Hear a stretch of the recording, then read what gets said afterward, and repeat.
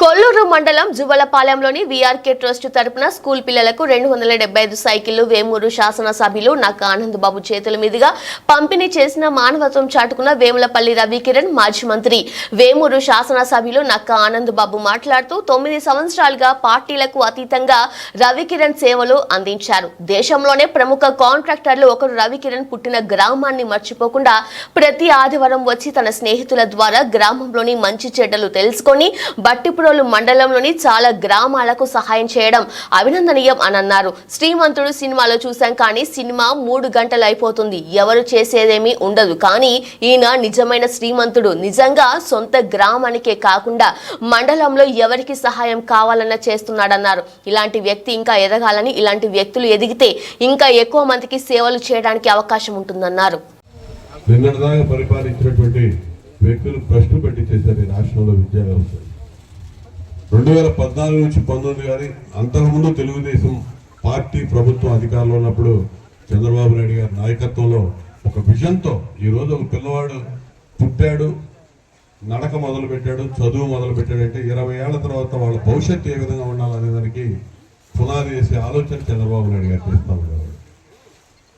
కానీ ఏ రోజుకి ఆ రోజు పబ్బం గడుపుకొని భవిష్యత్తు అంటే తెలియకుండా, విజన్ అనేది లేకుండా, ముందు చూపు లేకుండా రాష్ట్రాన్ని అన్ని విధాలుగా భ్రష్టు పట్టించినటువంటి ప్రభుత్వం నిన్నటిదాకా ఈ రాష్ట్రంలో చూసాం.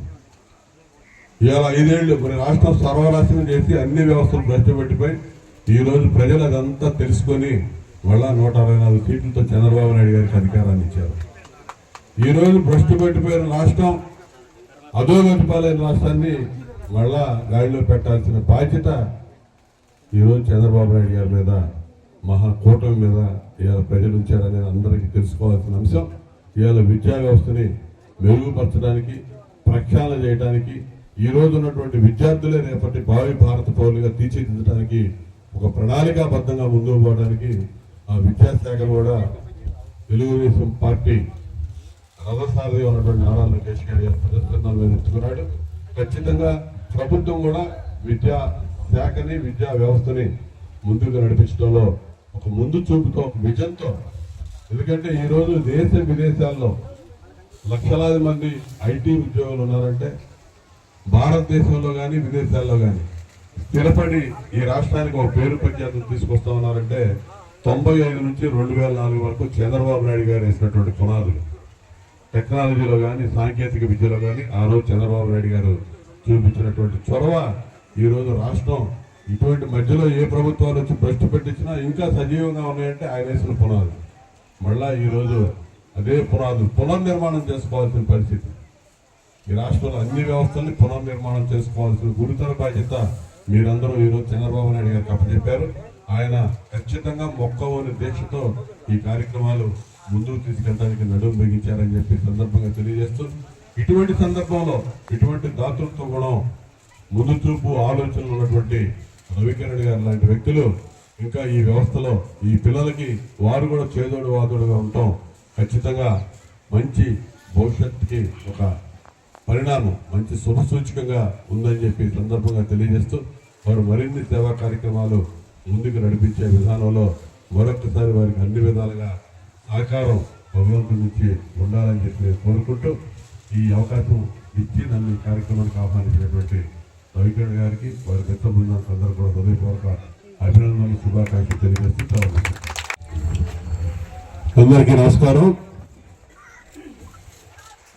ఈరోజు వీఆర్కే ట్రస్ట్,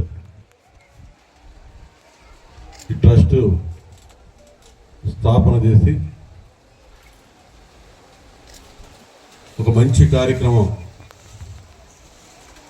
చిన్నారులకి, విద్యార్థులకి సంబంధించినటువంటి కార్యక్రమం, ఒక బృహత్తరమైనటువంటి కార్యక్రమానికి నన్ను అతిథిగా ఆహ్వానించినటువంటి పెద్దలు వేములపల్లి రవికిరణ్ గారికి ముందుగా హృదయపూర్వక ధన్యవాదాలు తెలియజేస్తున్నాను. ఈ కార్యక్రమానికి ప్రత్యేక అతిథిగా విచ్చేసిన అమృతలూరు మాజీ ఎంపీపీ గొట్టిపాటి పూర్ణకుమార్ గారు, విచ్చేసిన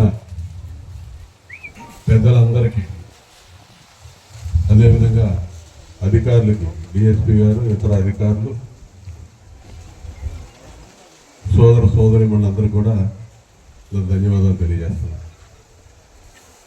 ఈ కార్యక్రమంలో పాల్గొన్నటువంటి చిన్నారి విద్యార్థులందరికీ శుభాశీస్సులు అందజేస్తా ఉన్నాను. రవికిరణ్ గారి దాతృత్వం గురించి, ఆయన చేసిన సేవా కార్యక్రమాలు, ఆయన ప్రజాసేవలోకి అడిగిడిన ప్రస్థానం అన్నీ కూడా మాస్టర్ గారు విపులంగా చెప్పాడు. గత 9 సంవత్సరాలుగా ఆయన ఏ విధంగా ఈ ప్రాంతానికి సేవ చేస్తూ ఉన్నాడు, ఏ విధంగా ప్రజలతో మమేకమై జీవనం సాగిస్తూ ఉన్నాడో కూడా అన్నీ కూడా చక్కగా చెప్పారు.